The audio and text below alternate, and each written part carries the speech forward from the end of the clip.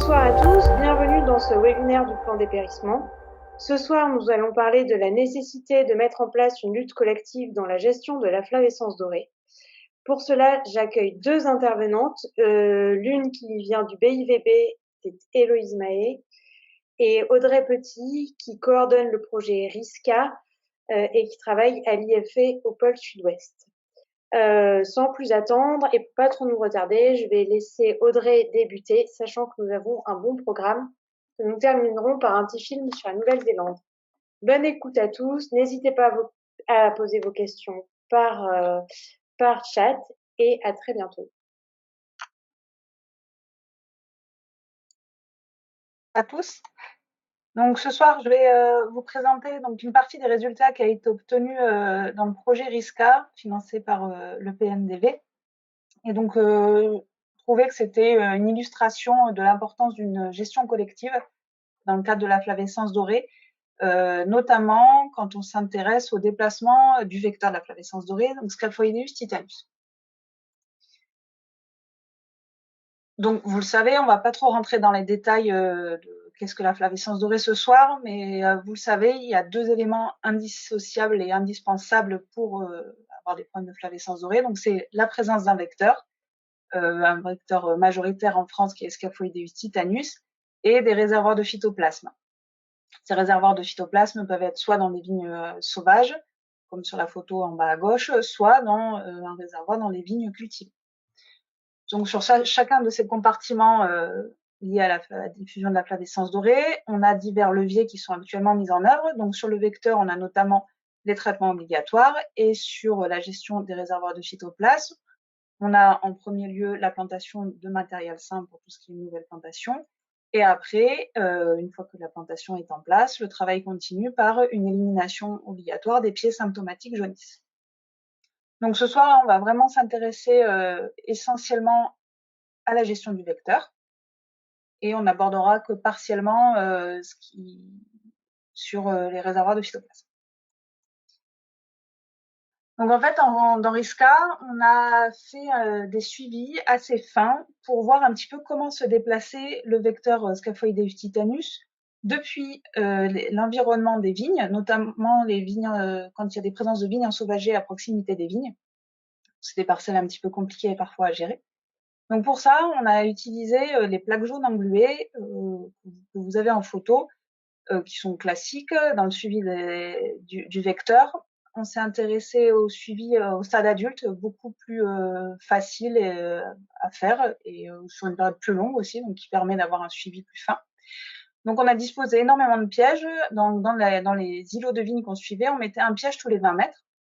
Et après, on mettait aussi quelques pièges dans les spots de vignes ensauvagées qui étaient aux alentours, un petit peu comme on pouvait, hein, parce que c'est beaucoup moins structuré, donc plus difficile à positionner, pour apprécier les populations. Donc pour cela, on a suivi deux îlots dans le sud-ouest, un qui est situé sur le vignoble de Gaillac, et un autre qui est situé dans le vignoble de Cahors. Donc vous voyez là sur les petites photos satellites, tous les pièges qui ont été disposés pendant 3 ans sur le suivi de ces îlots. Donc ça représente un gros pool quand même de piégeage. Et en fait, à chaque fois, on faisait des comptages et on répercutait sur le point GPS quelle quantité d'adultes avaient été piégés. Donc après ces suivis, voilà, on a fait les comptages, et donc on avait plus de 5300 pièges qui ont été collectés. Donc je vais vous présenter les représentations cartographiques de comment se répartissaient les populations sur ces deux îlots. L'un était à proximité d'une friche viticole, et l'autre qui est à proximité de vignes ensauvagées issues de repose de Porte-Greffe. Donc on va commencer par le cas de la friche viticole. Pardon. Donc une vidéo par drone pour vous illustrer un petit peu la configuration de la parcelle. Donc là, nous sommes à Gaillac, et donc vous voyez là, qui apparaît sur la droite de l'écran, une friche viticole de plus de 4 hectares, donc qui est importante, et un îlot de vignes cultivées tout proche de cette friche viticole.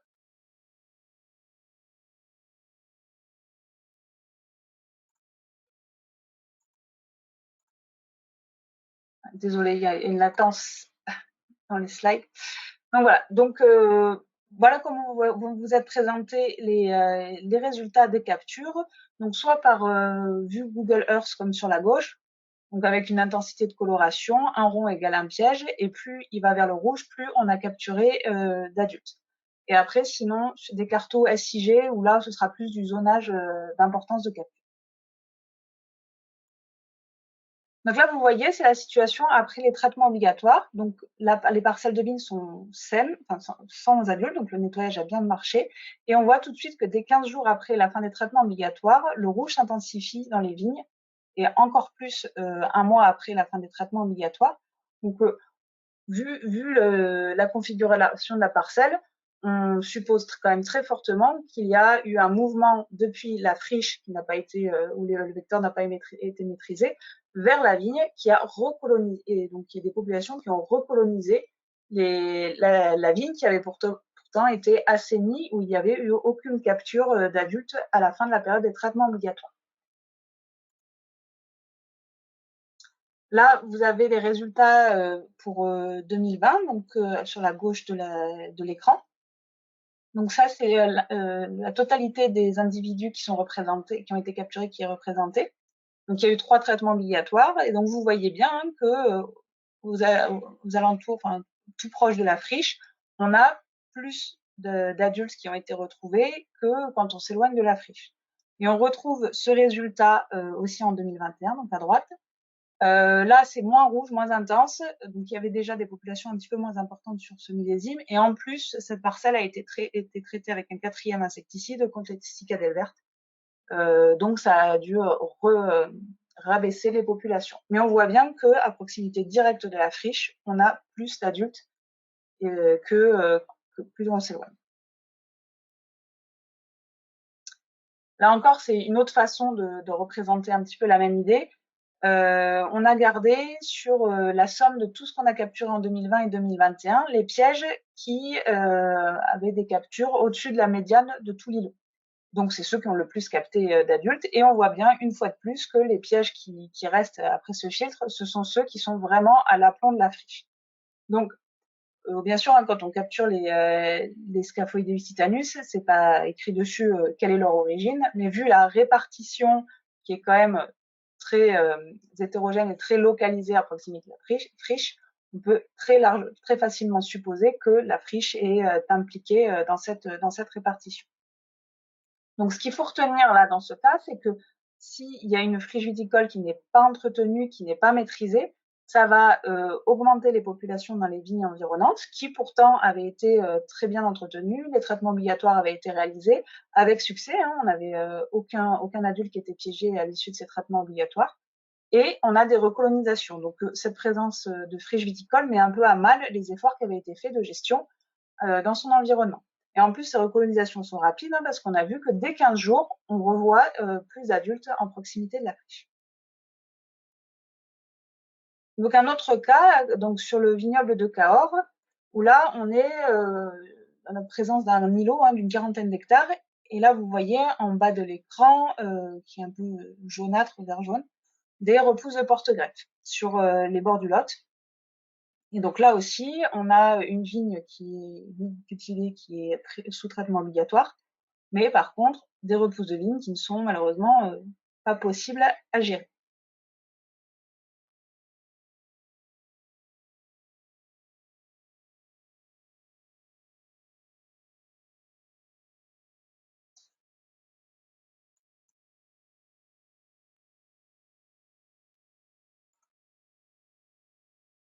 Donc là, le même système, on a mis des pièges tous les 20 mètres dans la vigne cultivée.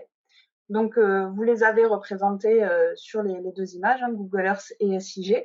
Et à gauche, vous voyez là les petits signes attention, c'est là où on a identifié la présence de repousses de porte-greffe et de vignes ensauvagées. Donc là encore, après 7 jours après les traitements obligatoires, on n'a quasiment plus de population, et 20 jours après, on revoit que le rouge réapparaît, c'est-à-dire qu'on a plus de captures.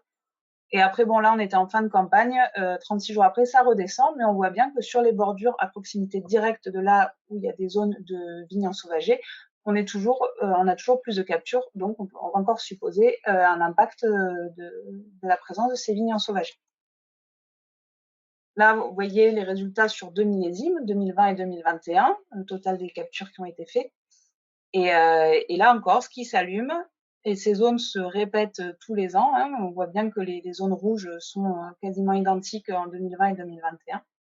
Et donc, c'est en proximité directe des vignes ensauvagées. Plus on s'éloigne de la présence des vignes ensauvagées, moins on est rouge, donc moins on a eu d'individus. Donc là encore, on est dans un cas où on a des vignes qui sont pas maîtrisées et on voit bien des recolonisations qui mettent à mal des efforts qui ont été faits de traitement et de gestion du vecteur. Et ces recolonisations ont été faites tout aussi rapides que dans le cas précédent. Donc là, on était aussi sur une quinzaine de jours après les traitements obligatoires. Alors, un petit lien entre le vecteur et la flavescence dorée, parce que est-ce que ce vecteur a un impact sur la diffusion de la flavescence dorée? Donc, on s'est posé cette question. Donc là, on est toujours sur notre îlot à Cahors. Là, vous voyez, ce sont les résultats de la prospection de l'année dernière. Et c'est le nombre de pieds symptomatiques jaunisses qui a été retrouvé par îlot. Donc, vous voyez sur la gauche de l'îlot qu'on a un petit spot là où on avait plus de pieds. Donc, on s'est un petit peu intéressé à ce secteur. Donc, ce qu'on a fait, c'est qu'on est allé faire des prélèvements dans les vignes ensauvagées qui étaient présentes dans ce secteur sur 3 petits points. On a eu de la chance cette année, il y avait ces repousses étaient visuellement symptomatiques. Donc, on a préférentiellement prélevé sur ces pieds symptomatiques. On a envoyé au laboratoire et la majorité de nos échantillons sont bien revenus positifs à la flavescence dorée. Donc, on a bien confirmé que dans nos vignes ensauvagées, dans notre îlot, on avait un réservoir du phytoplasme de la flavescence dorée. On s'est posé la même question avec le vecteur, parce qu'on a bien vu qu'il y avait des populations qui vivaient dans ces vignes ensauvagées qui repartaient dans les vignes. Et on a posé des pièges dans ces vignes ensauvagées et on a prélevé un à un les individus qu'on a captés sur ces pièges. Donc, on avait 136 individus pendant une semaine de capture. Et pareil, individuellement, on a fait des recherches de phytoplasme sur ces individus Scaphoidus titanus, et près d'un tiers d'entre eux étaient porteurs du phytoplasme de la flavescence dorée. Donc, dans cette situation, on avait bien un réservoir de phytoplasme, un réservoir de vecteurs qui a fait l'acquisition du phytoplasme et qui après, comme on l'a vu, il y a des mouvements depuis les vignes ensauvagées vers la vigne, qui a certainement favorisé la diffusion de la flavescence dorée dans la vigne cultivée. Et ce qui pourrait expliquer pourquoi sur ce secteur on avait davantage de pieds symptomatiques jaunisses qui ont été détectés lors de la prospection. Donc là, sur ces 2 îlots, on a vu un petit peu l'impact de la présence de vignes sauvages sur des réservoirs de vecteurs qui vont vers les vignes. La question qui s'est posée, c'est jusqu'à où les vecteurs, quelle distance pouvaient parcourir ces vecteurs et ils pouvaient polluer l'environnement. Donc pour ça, on a mis en place une autre expérimentation qui est une technique de marquage recapture. Donc là, on est resté au sein d'un îlot de vigne pour pouvoir facilement marquer, parce qu'on peut traiter les rangs et appliquer le marqueur de manière aisée, plutôt que d'aller le faire dans des friches où là, on ne peut pas passer pour appliquer le marqueur. Donc, on a fait un marquage à l'huile. Donc, c'est une technique qui a été publiée par les collègues italiens. Donc, on a traité une petite partie de la vigne. Donc, vous voyez ici la zone jaune, c'est là où on a appliqué le marqueur. Donc, on a fait cette expérimentation en 2020. Et après, on a posé nos pièges tout autour, à peu près 150 mètres autour de cette zone de marquage. Pareil, tous les 20 mètres, on a mis des pièges. Et ensuite, au laboratoire, on a un par un isolé chaque individu qui a été capté et on a regardé s'il possédait le marqueur. Sachant qu'il n'y a aucune raison autre que le marquage qu'on retrouve de l'albumine sur les individus. Si on retrouvait de l'albumine, c'est que forcément, il était passé par la zone jaune.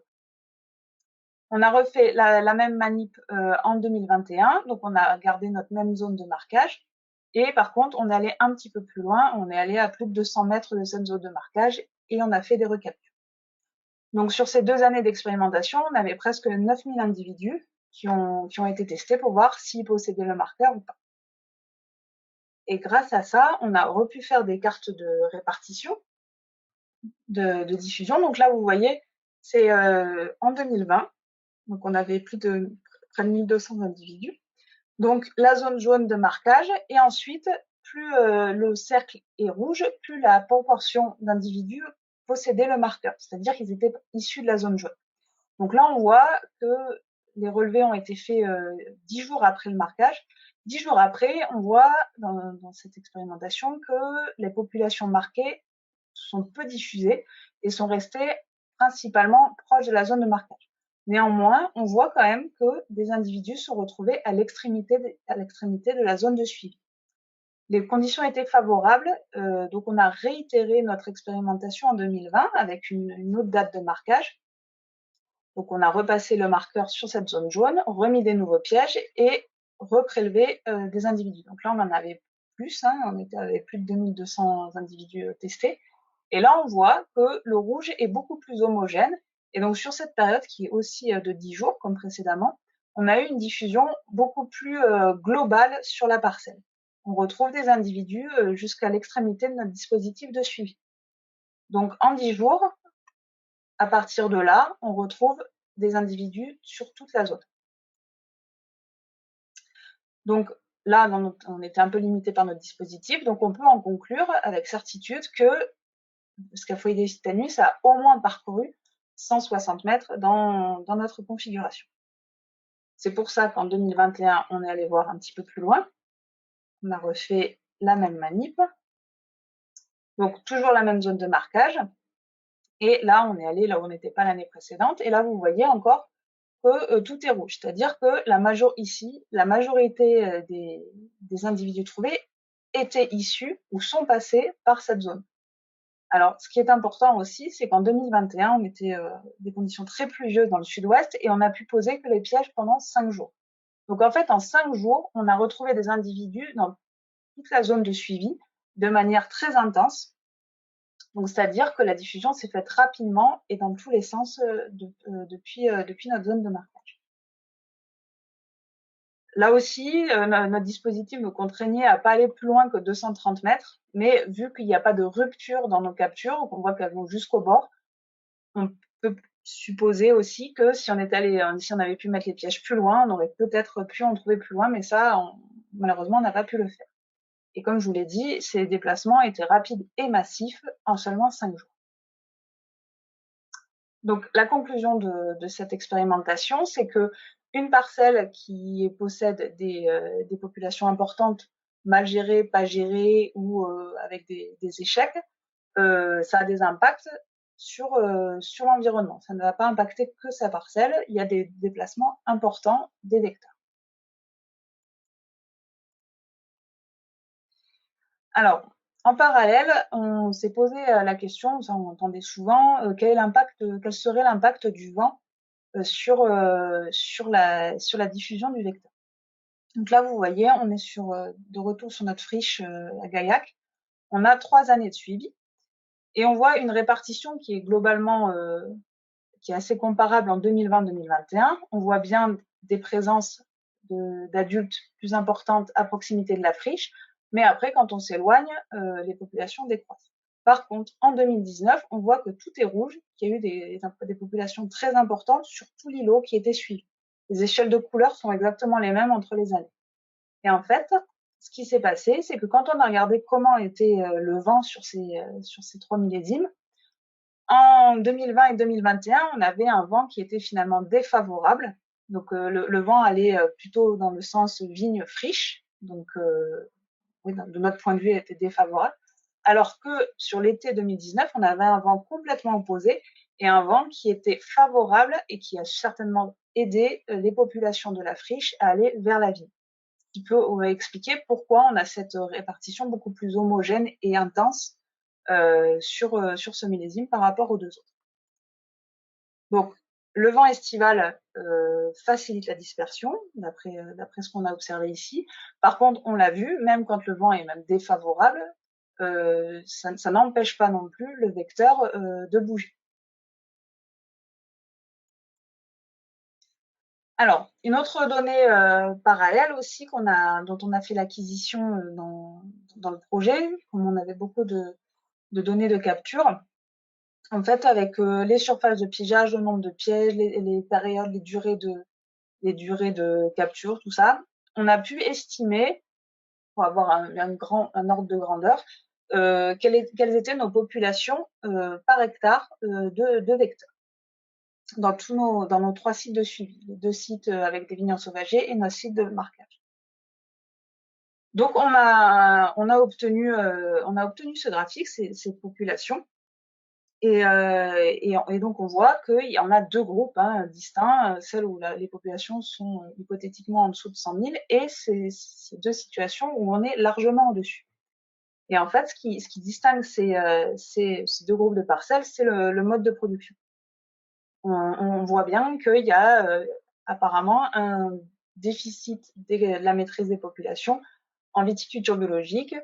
Après là, c'est pareil, on le sait, les pyrètres naturels disponibles en viticulture biologique peuvent des fois présenter des accidents d'efficacité qui engendrent une maîtrise difficile en viticulture biologique.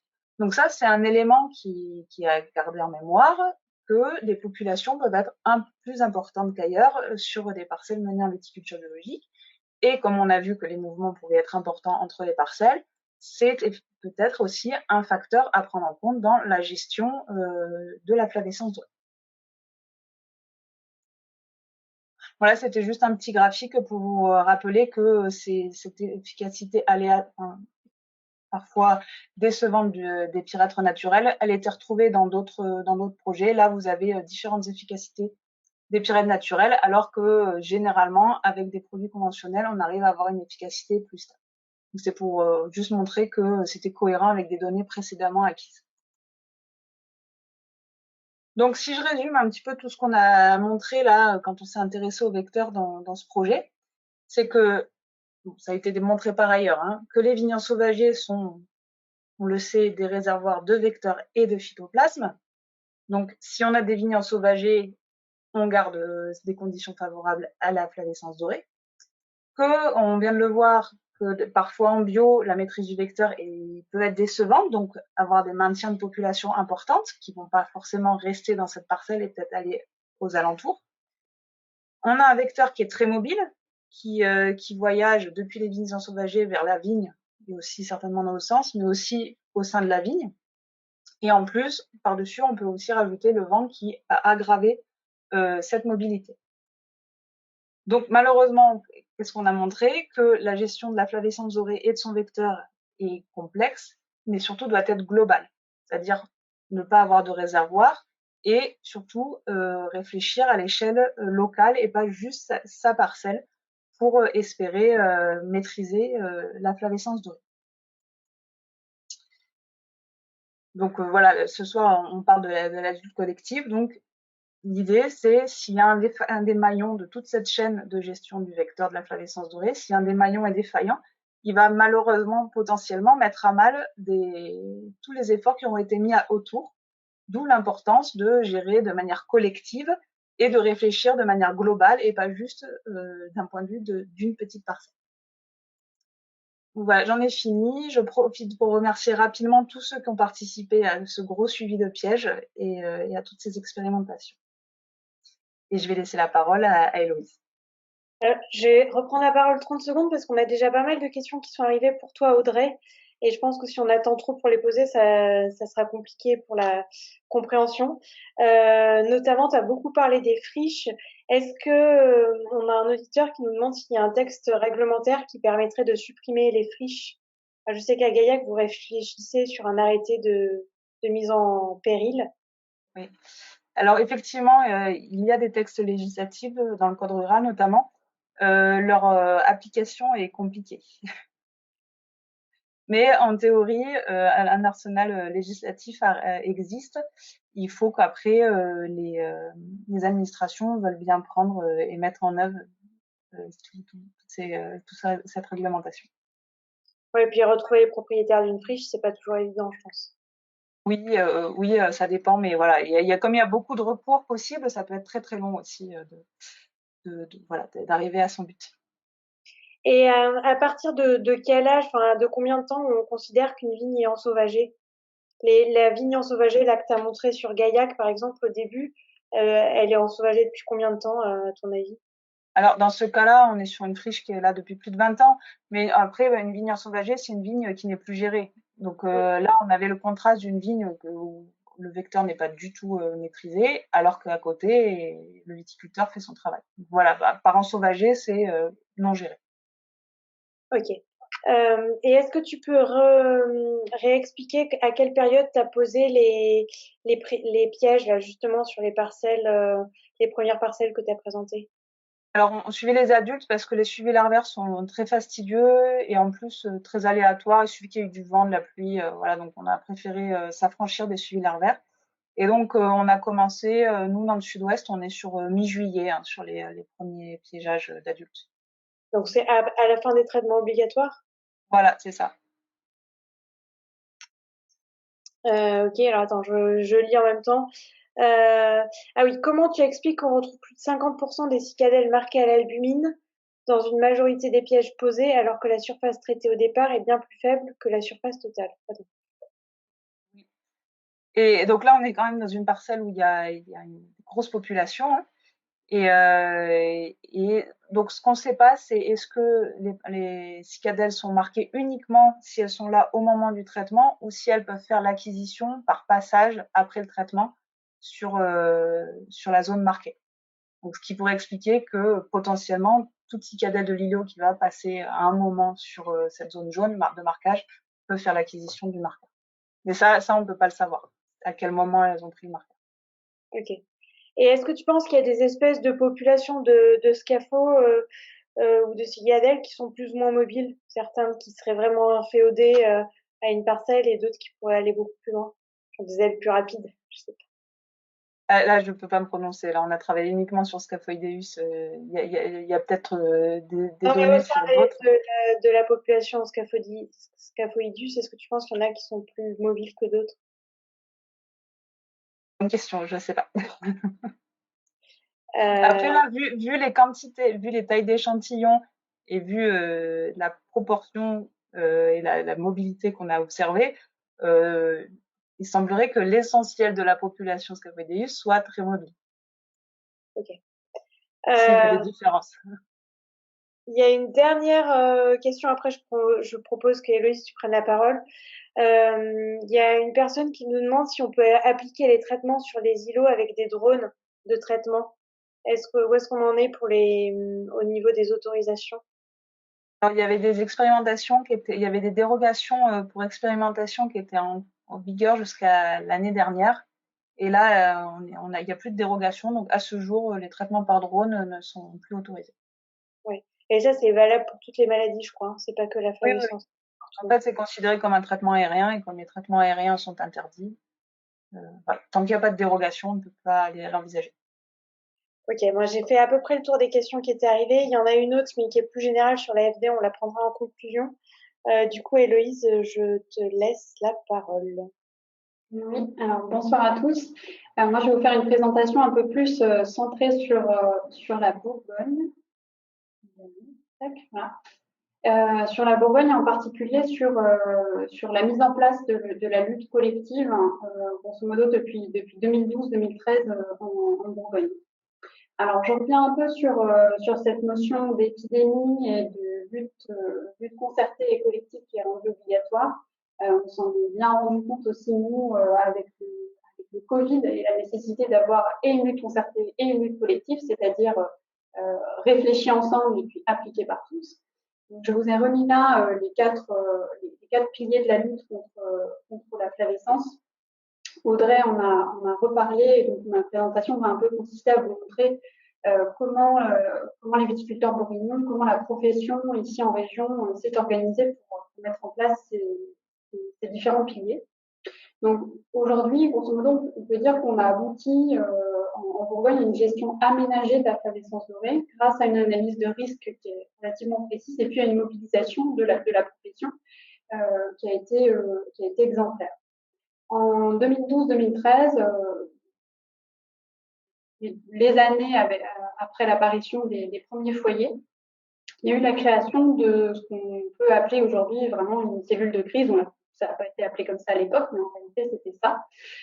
Et où l'ensemble de la profession a mobilisé ses acteurs, donc ses responsables professionnels, ses structures organisationnelles, l'interprofession, les ODG, l'AFRODON, les services de l'État, et puis l'ensemble des techniciens, chambre d'agriculture, instituts, IFP, l'INRA, voilà, l'ensemble des chercheurs, avec cet objectif d'appliquer les 4 piliers.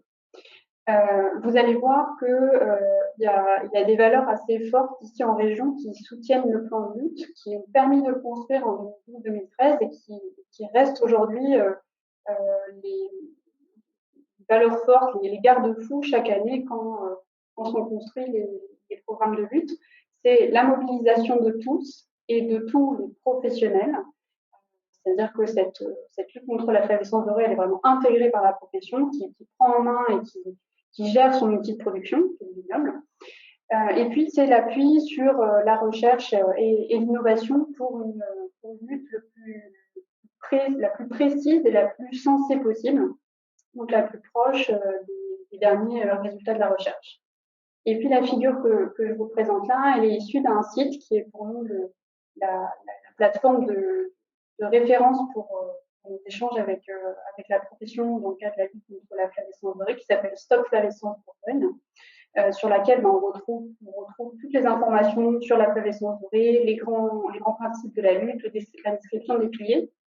Et puis, en cours de campagne, les infos pour les prospections, l'organisation matérielle de ces prospections, et puis plus tard en saison, les résultats des analyses au fur et à mesure qu'elles nous parviennent. C'est vraiment le centre névralgique de l'information pour gérer cette épidémie. Alors, les grands principes de la mise en place de cette lutte par les professionnels bourguignons, c'est tout d'abord la plantation de plants traités à l'eau chaude, qui est obligatoire dans les AOC de Bourgogne. C'est un premier pilier, un premier garde-fou pour protéger le vignoble. Ensuite, je vous disais, la prospection, elle est collective par les professionnels et elle est obligatoire.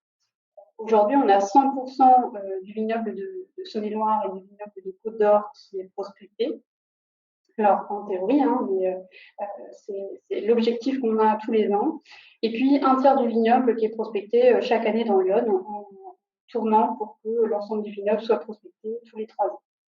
Et ce qu'il faut retenir aussi de ça, c'est pas une obligation en l'air pour les exploitants. Ils ont une amende s'ils ne participent pas. Chaque journée de prospection, chaque demi-journée de prospection, au démarrage, ils doivent signer pour attester de leur présence sur cette journée de prospection, sur cette commune-là. Et donc, les exploitations qui ne participent pas sont à l'amende par rapport aux surfaces concernées. L'autre grand principe de cette lutte en Bourgogne, c'est une lutte insecticide raisonnée qui a été démarrée assez tôt dans notre plan de lutte, notamment grâce aux travaux de l'INRA de Bordeaux, sur le génotypage des souches du phytoplasme, qui nous permet de lancer un traitement, sur la zone concernée par un cep positif flavescent uniquement en cas de souche du phytoplasme qui présente un risque épidémique, qui permet de raisonner les traitements. On ne pratique plus de traitement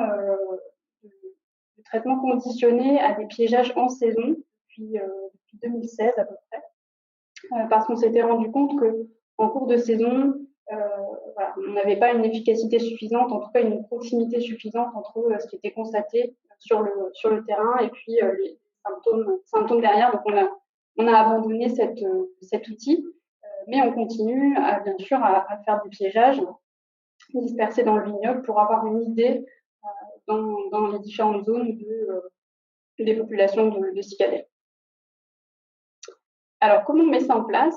Je vous présente là le schéma, grosso modo, la gouvernance de cette lutte contre la flavescence dorée.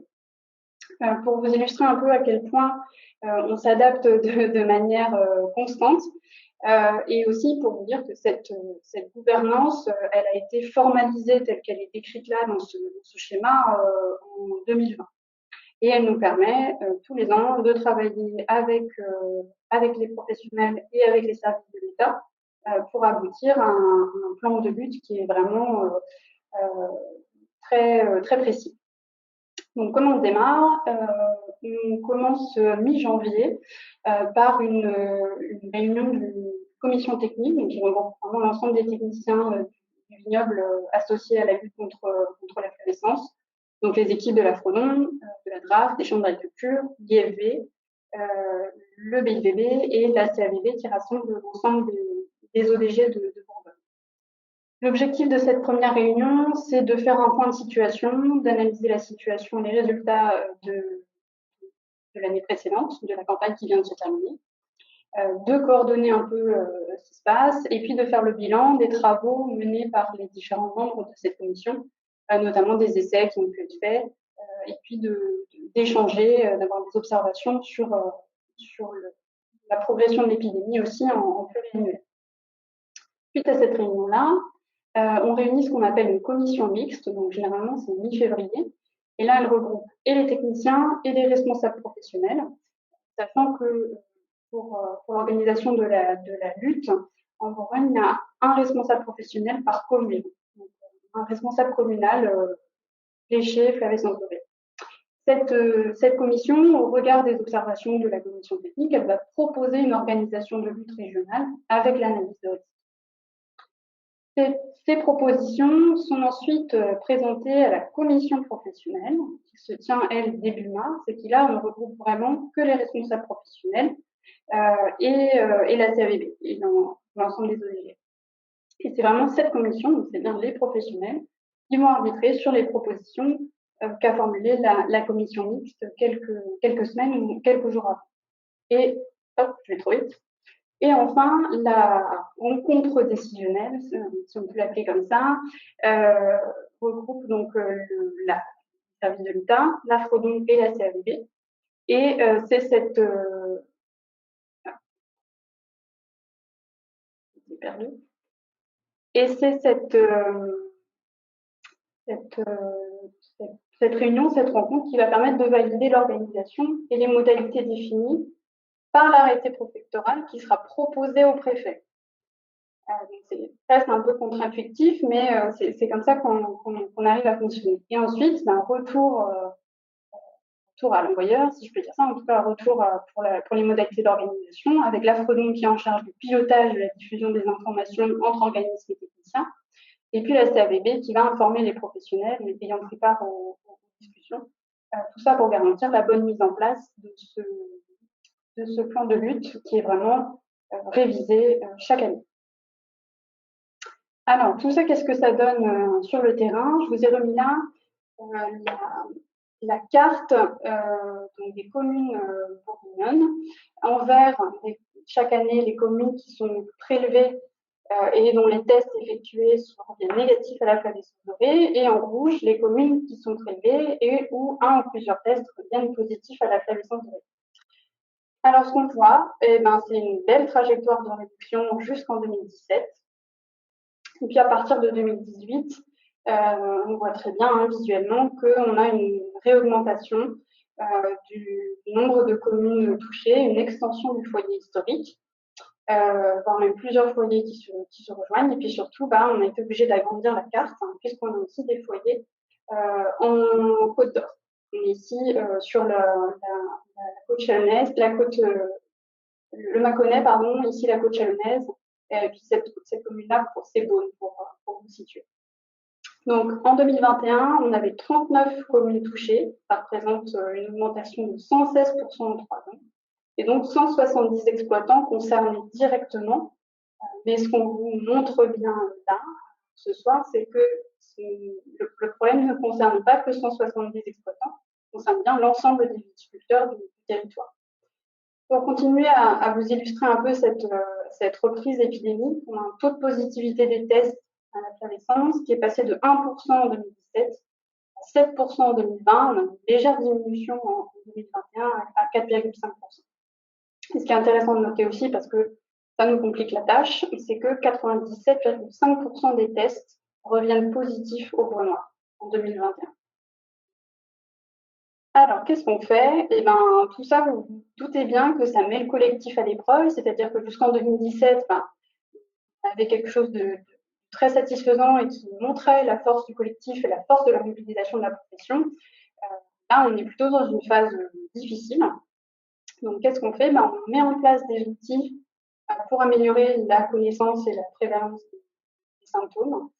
Donc, on a développé depuis 2 ans une application smartphone qui permet aux exploitants de faire un signalement par un point GPS et d'envoyer des photos pour pouvoir avoir une vision la plus précoce possible de l'expression des symptômes de la grippe, pas uniquement lors des prospections collectives à l'automne. On travaille à optimiser la prospection grâce à l'imagerie, notamment l'imagerie embarquée sur enjambeur ou via des drones. Et puis on teste des nouveaux modes d'organisation à l'échelle locale. Il y a des ODG qui se proposent de tester des prospections organisées directement par eux-mêmes. Donc c'est l'objectif aussi de ce mode de gouvernance très participatif, c'est de pouvoir laisser les professionnels s'exprimer et être vraiment maîtres de leur outil de production et donc de tester des choses aussi collectivement à une échelle plus réduite. Dans les parcelles où on a des CEP FD+, notre travail, le travail des techniciens, c'est malgré tout de continuer à convaincre les exploitants d'arracher tous les CEP symptomatiques malgré la forte présence de points noirs. On continue de rappeler et de valoriser les connaissances actuelles ou nouvelles sur la flavescence dorée et le point noir. Donc typiquement le travail que vous a présenté Audrey, c'est des choses qu'ensuite on transfère à vos professionnels. Et puis, on cherche aussi à mieux comprendre ces dynamiques collectives pour pouvoir renforcer la lutte. Donc là, c'est vraiment les apports et de la sociologie et de l'économie. Et donc, pour vous illustrer ça par un exemple, je vous propose de nous éloigner un petit peu de la flavescence dorée et de la France même, pour illustrer la force du collectif, un travail qui a été mené ces dernières années en Nouvelle-Zélande autour de la lutte contre l'environnement et qui montre bien donc, que c'est vraiment l'engagement de chacun qui a fait le succès de tous. Et puis, on va vous l'expliquer dans la vidéo, c'est aussi l'engagement et des professionnels, et des pépiniéristes, et de la recherche.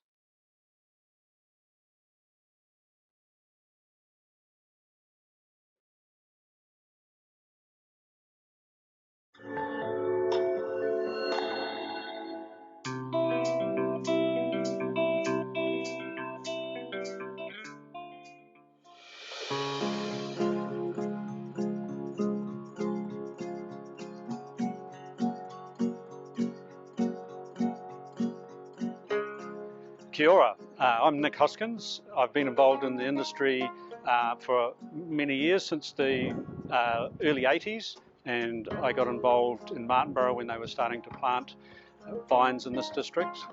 Today we're talking about grapevine leaf roll virus associated type 3, which is commonly known as leaf roll 3. There are a number of leaf roll viruses, I think 9 in total, but leaf roll 3 is by far the most problematic. In the early 80s, we didn't know much about it, and a lot of the material we planted was already infected with leaf roll 3. Fast forward to the 90s, and there was spread of leaf roll 3 by mealybug, and that was becoming more apparent in some of our vineyard plantings, that there was a reduction in quality, particularly in colour for red wine, but also a reduction in yield. So moving forward to, say, 2006, I think the New Zealand wine industry adopted a grafted grapevine standard. Nurseries all involved in that agreed to test 100% test for leaf roll 3, all their source material and all their rootstock, and then every year after that they would test another third of it. So that stopped the spread through propagation material, but there was still a lot of virus out there being spread by mealybug. and there was some limited research going on at the time about how those mealybugs interacted with the vines and spread the virus throughout the blocks. In 2009, a colleague of mine introduced the idea that in two areas we would concentrate on trying to eliminate the virus. The colleague was Dr. Rod Bonfiglioli. Rod Bonfiglioli drafted up a proposal for the virus elimination project. This is just before he subsequently passed away, and so that was all in process. It was funded by the New Zealand Sustainable Farming Fund and New Zealand wine growers, so equal shares in that. The first step for the virus elimination project was to identify the extent of the problem. Initially, we tried aerial photography to try and identify virus, and we had some fixed wing flyover images. That didn't really work, and subsequently we decided that we needed to GPS tag individual vines using visual symptoms of virus, which we did across that whole 800 hectares and across that 250 in Martinborough. When we showed those maps with each vine a little dot that had virus symptoms, the growers realised how big the problem was, and we had complete buy-in. They wanted to do something about it. Training wine growers is essential to managing the virus, and we spent a lot of time in the early years running numerous workshops, getting them to identify the vines, and then we also trained them to GPS mark those vines every single year of the project. We also developed a picture library for people to reference virus from, which they could use from their phone. We ended up developing an app so that they could log into that when they're out in the field and check their pictures against what they were seeing on the vines, and that was very useful in educating those growers in how to visually identify the virus.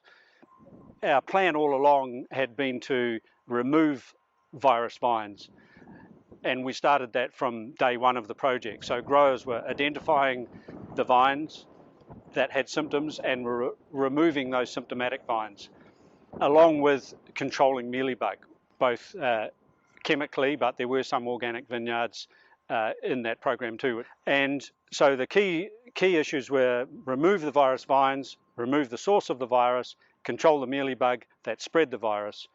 We also had some science projects around what was the most effective roguing strategy or removal strategy. And by year 3, we realised that it was just removing the individual vine was correct. We did some where we removed neighbouring vines, but that wasn't necessary. We were just taking out more vines than was needed. We did encounter some difficulties that we hadn't anticipated, and that was reinfection of new vines after we'd removed and then replanted. Some of those new vines quite quickly were reinfected. Subsequent research found that the particular mealybug that we're dealing with mostly in New Zealand, Pseudococcus calceolarii, could live and survive underground on remnant roots that were infected with virus for quite some time, and thereby come off those remnant roots and reinfect the new vine that had been planted. So that was an issue, and we did develop some protocols around treatment of new vines with chemistry applied to the soil to try and reduce that, which largely worked. Yeah, the results of the action reduced virus on the gimlet gravels from there was 853 hectares involved, and it reduced from 13.04% down to 1.88%. And it's a real success story for that 853 hectares. In Martinborough, a similar story. Most of the original plantings that were heavily infected with virus have either been replaced or been rogued, and the situation's a lot better than it was back in 2006. So the virus elimination project was an unprecedented approach to managing virus, and getting all the growers together on board with it was really the key to success. We spent a lot of time with communication with growers. We showed them the maps which guaranteed their buy-in. We also used case studies, as I mentioned before, where people didn't rogue vines but knew where they were, and we could see quite quickly what happened if you didn't rogue them. Very important to act early when you see visual symptoms of leaf roll 3. And we proved that with some case studies where people identified virus but didn't get around to removing them. The next year the problem had expanded and they had to remove more than twice as many vines as they would have if they'd acted early. Yes, what I learned from the whole experience with this elimination project are 3 key things. Act collaboratively, act early, and be ruthless. So be ruthless with pulling out the vines, because in the long run it will save you money.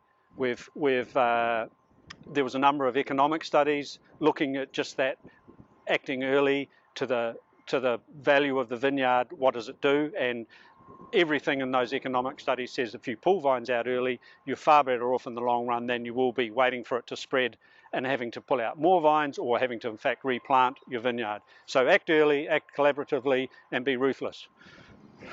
Lastly, I'd just like to wish you all well in eliminating virus from French vineyards. I know it's a really difficult thing to do and it's a loss of productivity for a number of years, but it's really important that you keep it out, because personally I want to see the quality of Burgundy continue, and yeah, so wishing you all well and thanks for listening. Donc vous avez bien retenu hein, sur cet exemple-là d'un virus en Nouvelle-Zélande. Vraiment, ce qui est à retenir, c'est collaborer, agissez tôt et soyez impitoyables. Merci Héloïse pour cette présentation. Alors j'ai quelques petites questions qui sont arrivées pour toi. Notamment, est-ce que tu peux reparler très rapidement peut-être des limites, enfin en tout cas des difficultés que vous rencontrez en Bourgogne entre flavescence dorée et bois noir, qui vous gênent pas mal dans les prospections de cette année. Et puis ensuite j'ai des questions plus particulières. Alors effectivement, on est vraiment en difficulté ces dernières années avec le bois noir. Le chardonnay est un cépage qui est très sensible au bois noir, en tout cas qui exprime très fortement les symptômes. Et donc dans certains secteurs, on se retrouve à chercher l'aiguille dans la botte de foin et à se retrouver à dire on a peut-être dans cette masse de symptômes de jaunisse, on a peut-être 98% de bois noir, peut-être 100%, mais en fait peut-être qu'il y a aussi quelques cèpes symptomatiques flavescence dorée. Donc c'est un risque de masquer de futurs foyers d'épidémie. Et puis c'est un côté aussi assez décourageant pour les viticulteurs, pour les professionnels, parce que ça rend la prospection vraiment longue, difficile, ça augmente vraiment les coûts de prospection. Et puis surtout, dans les parcelles où lors du prélèvement par échantillonnage, on détecte effectivement un cep qui est positif à la flavescence dorée, là on a l'obligation d'arracher tous les ceps symptomatiques jaunissent, même si bien évidemment ils sont peut-être positifs uniquement en bois noir. Et ça c'est assez compliqué pour les professionnels. Et donc voilà, le travail qu'on mène avec les techniciens auprès d'eux, c'est voilà, de leur expliquer ces principes épidémiques autour de la flavescence dorée, et puis de leur montrer à quel point c'est important pour eux et pour leurs voisins qu'ils arrachent malgré tout le cep symptomatique sur leur parcelle. Donc voilà, finalement, ça nous complique beaucoup la tâche, la forte progression du bois noir ces derniers millésimes. Alors une question qui fait le lien avec ce que tu viens de dire. Il y a une personne qui s'interroge sur le système de prospection obligatoire tel que tu l'as présenté. Est-ce que ce système il prend en compte la surface de l'exploitation pour le temps de mobilisation nécessaire? Je pense qu'effectivement, quand tu as une très grande exploitation, ça te multiplie les temps de prospection. Du coup, est-ce que c'est géré? Est-ce qu'il y a un prorata ou est-ce que... Alors non, parce qu'en fait, c'est géré par commune. Hein, c'est-à-dire que si je suis exploitant, j'ai 20 hectares, j'utilise volontairement des chiffres très grands pour la Bourgogne parce que c'est jamais ça, mais j'ai 20 hectares sur la commune A, 35 hectares sur la commune B, je ne vais pas aller prospecter au prorata.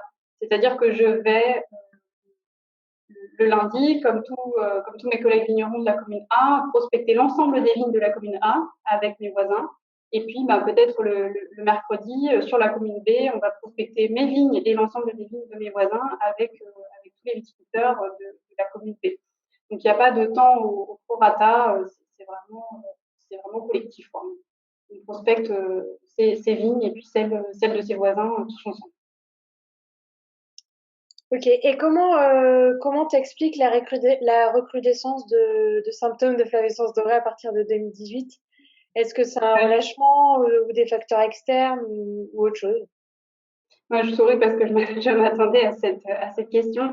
Alors, c'est possible qu'on ne s'explique pas complètement cette recrudescence. On est probablement dans une phase haute de l'épidémie liée à plein de facteurs. Ce qui est vrai aussi, c'est qu'on a eu une baisse de la mobilisation qui paradoxalement est aussi renforcée par le regain épidémique parce qu'il y a quand même un essoufflement. Ça va faire 10 ans qu'on lutte contre la flavescence dorée en Bourgogne, donc il y a quand même une baisse de la mobilisation. C'est pour ça aussi qu'on cherche un peu des alternatives, à proposer des outils complémentaires pour venir non pas remplacer cette profession collective parce qu'elle est très importante pour la profession, mais venir la renforcer, la seconder avec de nouveaux outils et puis avec les avancées de la recherche. Alors, vous avez vu dans les chiffres que je vous ai présentés, il y a une légère diminution du nombre du taux de positivité des tests en 2021. Alors, est-ce que c'est un artefact lié à l'échantillonnage des prélèvements ou est-ce que c'est le début du retour vers une phase plus descendante de l'épidémie? Peut-être que la campagne 2022 nous dira. En tout cas, la profession reste complètement convaincue aussi de l'intérêt de lutte collective à l'échelle régionale. Ok. Et je reviens, c'est peut-être une question qui s'adresse à toutes les deux là sur la lutte biologique contre la flavescence dorée. Audrey t'a montré un peu l'efficacité limitée du pyrévert. Est-ce que la réglementation peut imposer d'autres insecticides? Non, à ce jour, il n'y a aucune autre matière active qui est envisagée en bio. Et il y a eu par le passé quelques demandes de dérogation justement pour des viticulteurs bio, notamment dans le sud-est, qui n'arrivaient pas à se débarrasser de la flavescence dorée, enfin à gérer le vecteur. Des dérogations pour utiliser ponctuellement du conventionnel et ça avait été refusé. Donc si on estime que la maîtrise du vecteur ne passe que par les produits conventionnels, ça enlève la certification biologique.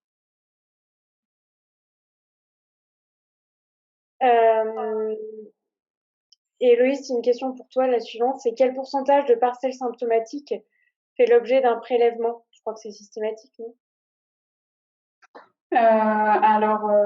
Oui, je crois que c'est systématique, sachant que le prélèvement se fait quand même par échantillonnage, c'est-à-dire que tous les cèpes signalés ne sont pas prélevés.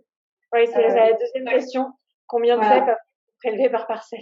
Alors c'est en augmentation depuis le nombre total de tests est en augmentation depuis ces dernières années. En 2021, on était à peu près à 3200 tests PCR effectués. Sachant que les échantillons sont poolés, c'est-à-dire que dans un échantillon, il y a à peu près 5 cèpes prélevés. Et ils peuvent être prélevés dans différentes parcelles à proximité les unes des autres. Donc, je n'ai pas la moyenne du nombre de parcelles représentées dans chaque échantillon, mais on fonctionne effectivement par échantillonnage. On ne peut pas tout analyser. Ok, j'ai une personne qui me fait remarquer qu'en Gironde, la lutte contre la flavescence dorée, elle est organisée de manière différente. Effectivement, ce sont les GEDON qui observent les symptômes et qui réalisent les prospections. La conclusion à laquelle ils arrivent aussi, c'est qu'ils font arracher les pieds détectés flavescence dorée. J'imagine que chez vous, c'est pareil, une fois qu'il y a eu la prospection, et pareil pour le sud-ouest. C'est pareil, même principe, il faut arracher les cèpes symptomatiques ou positifs FD avant le 31 mars. En fait, la seule différence, c'est que dans le Bordelais, la prospection est externalisée, c'est-à-dire que les professionnels missionnent les GEDON pour faire ce travail. En Bourgogne, c'est eux-mêmes qui vont prospecter les vignes, mais tous les principes restent les mêmes. De toute façon, l'obligation d'arrachage des pieds flavescence dorée est la même pour tous à l'échelle nationale. On est obligé d'arracher. C'est la même réglementation pour tout le monde, effectivement. La mise en œuvre est différente suivant. Voilà. L'organisation est différente, mais les règles du jeu sont les mêmes. J'avais gardé une question pour la fin parce que elle me semble un peu différente et en dehors de la lutte collective dont on parlait ce soir. Est-ce que vous pouvez nous dire où on en est dans l'expérimentation de plantes qui pourraient être des plantes autres que la vigne et qui pourraient être porteuses de phytoplasme? Est-ce que quand on met des couverts végétaux dans la vigne, on n'introduit pas des plantes qui pourraient en plus être porteuses du phytoplasme? Ça, c'est fait peut-être réflexion aux travaux qui sont menés par l'INRAE à Bordeaux, par Sylvie Malambic. Il y avait notamment pas mal travaillé sur les réservoirs sauvages, avec les clématites notamment. Mais après, tout ce qui est couvert et plantes herbacées, non, j'ai pas trop d'infos sur d'autres plantes qui pourraient être aussi hautes. Ils avaient échantillonné plein de plantes, plein d'espèces végétales dans le compartiment sauvage. Et à ma connaissance, mis à part les clématites, il n'y avait rien qui était ressorti. Les clématites et les aulnes qui pouvaient être des hôtes potentiels.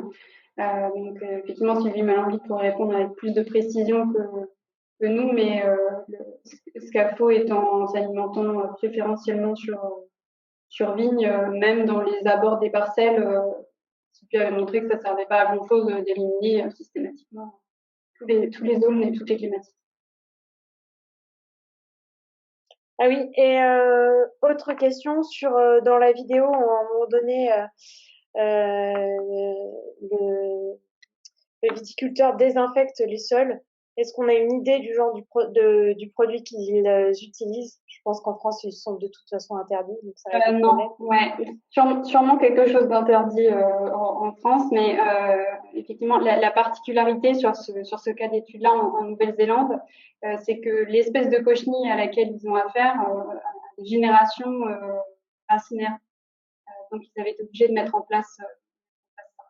C'est pas le cas chez nous dans le cas de la lutte contre l'enrôlement. On n'a pas cette espèce-là de cochenille. Ok, et si on revient à la lutte contre l'AFD, est-ce que dans une année, il y a une génération de cicadelles par an ou on a 2 générations? Non, à ce jour, on n'en a qu'une. Ok. Eh ben, je crois que j'ai fait le tour de toutes les questions. C'est le mot de la fin.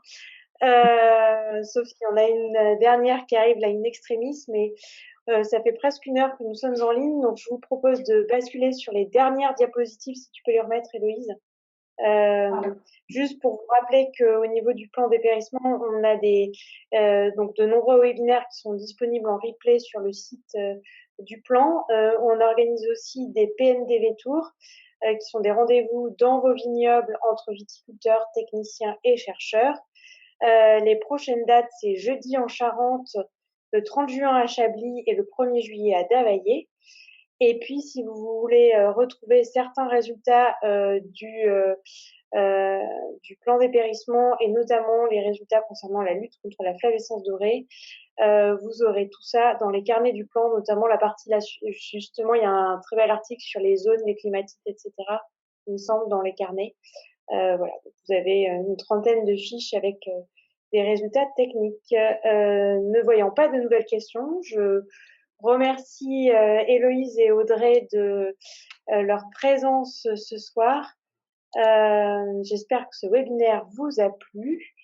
Merci encore à tous pour votre écoute. Bonne fin de soirée et à très bientôt sur le site du plan dépérissement. Bonne soirée à tous. Bonne soirée.